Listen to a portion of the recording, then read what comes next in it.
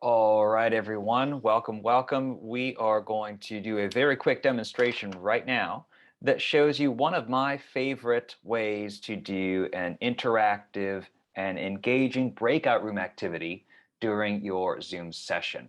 So here is where I'm going to go. I'm going to begin in the Viking Portal, as we often do, and I'm going to go to my Office 365 account. And this is something I do before my class begins. I will often write up a prompt in Microsoft Word in Office 365. And that's exactly what we have here. This is a discussion prompt that honestly I would often use in my on-ground class.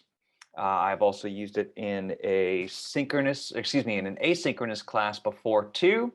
So all I've done is modified it so it works in a live Zoom session. Again, I begin with a breakdown. I make sure to clarify in your breakout rooms, discuss the following questions, identify a group member to take notes in your assigned box below on behalf of the discussion.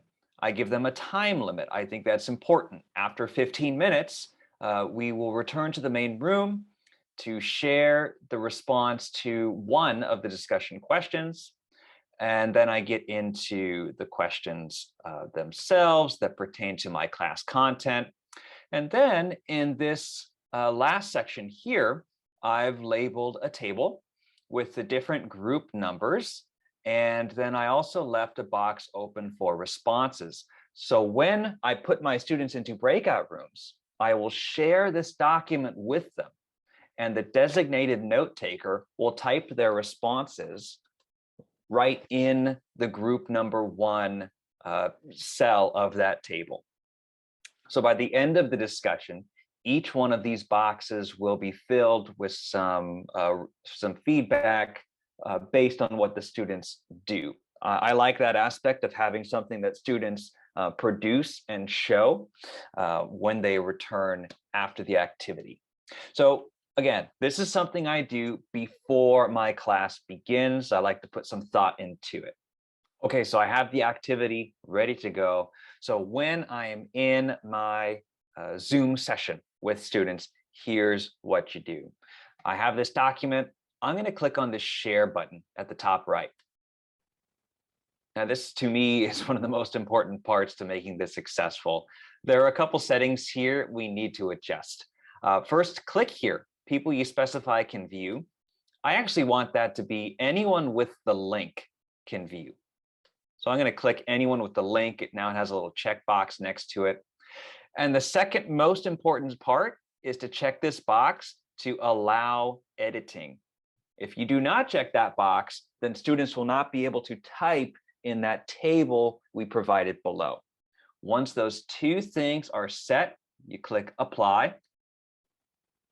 And then copy the link. And now you have the link copied, ready to go. So here's what I do. Like I'm with my students and I say, okay, class, I am putting the link to this activity in the chat. So I'll copy the link, paste it there. And then I invite students to click on that link. See, I just did it right there. And as they appear on this document, you'll probably see a bunch of anonymous users appear. And look, so they are now able to go in and type here as they engage in the activity. And then once they have that document in the chat, then I will say, all right, folks, we are going to take 15 minutes for this activity. And then I go ahead and set up my breakout rooms. Often I'll just do this automatically. So they're random rooms. And then click create and send them off.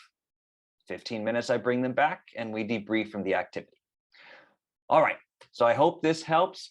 This is a skill that might take a little bit of practice before you try it live with students. Be patient and reach out if you have any questions. Thank you very much.